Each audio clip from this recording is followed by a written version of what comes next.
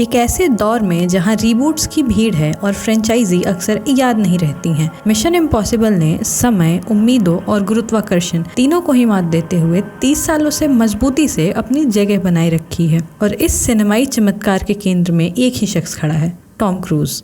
जब 1996 में Ethan Hunt पहली बार हमारी स्क्रीन पर दौड़े तो क्रूज सिर्फ एक किरदार नहीं निभा रहे थे, वो एक ऐसी विरासत की नींव रख रहे थे जो एक्शन सिनेमा में स्थायित्व और जुनून की मिसाल बन गई। ये शुरुआत ब्रायन डी पाल्मा की एक दिमागी जासूसी थ्रिलर के रूप में हुई जो जल्द ही ऐसे जीवंत दस्तावेज में बदल गई जिसमें क्रूज की परफेक्शन की तलाश बतौर अभिनेता, निर्माता और अदाकार साफ झलकती है। एक ऐसा परफॉर्मर जो अपने फन के लिए सब कुछ दांव पे लगाने को तैयार है। फिर आई मिशन इम्पॉसिबल 2। जॉन वू की स्टाइलिश दिशा में स्लो मोशन, आग और अदाओं से भरपूर थी। आलोचक भले ही बटे रहे हों, लेकिन इसने साबित कर दिया कि क्रूज रचनात्मक जोखिम लेने से डरते नहीं। फिर आई मिशन इम्पॉसिबल 3, जहां जे अब्राम्स ने भावनात्मक गहराई और निजी संघर्ष को एक साथ जोड़ा। अब एथन हंट सिर्फ एक एजेंट नहीं था, वो एक इंसान था, नाजुक, उलझा हुआ और भीतर से टूटा हुआ। लेकिन असली खेल बदला घोस्ट प्रोटोकॉल के साथ, जब क्रूज ने बुर्ज खलीफा की चढ़ाई की बिना स्टंट डबल और बिना ग्रीन स्क्रीन। तब एक्शन सिनेमा की परिभाषा ही बदल गई। अब वो सिर्फ स्टंट नहीं कर रहे थे, वो स्क्रीन पर संभावनाओं की सीमाओं को चुनौती दे रहे थे। और वहीं से ये सीरीज नई ऊंचाइयों तक पहुंची।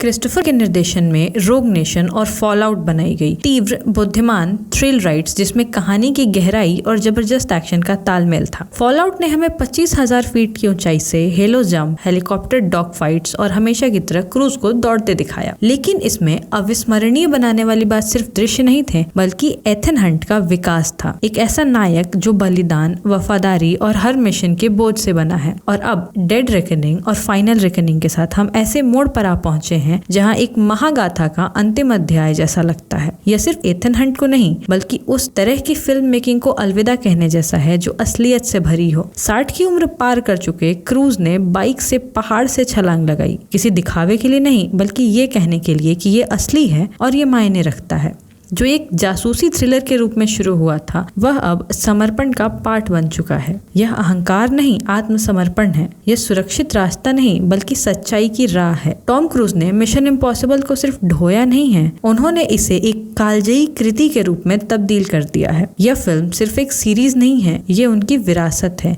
जो पसीने से भीगी, जोखिम से तराशी और सेल्यूलॉइड से अमर हो गई है। क्योंकि टॉम क्रूज के लिए कोई भी मिशन इम्पॉसिबल नहीं रहा। I need you to trust me one last time.